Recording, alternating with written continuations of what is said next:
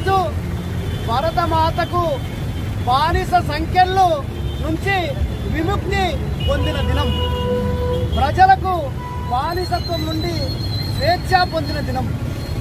కాబట్టి ఓటు లేని కాలం నుండి ఓటు హక్కును మరి ఆమోదింపజేసుకున్నటువంటి దినం, మరి అవిద్య నుండి చదువులేనితనము నుండి చదువు కొరకు మరి ఆ స్వేచ్ఛా వాయువులు పీల్చుకున్నటువంటి శుభదినం.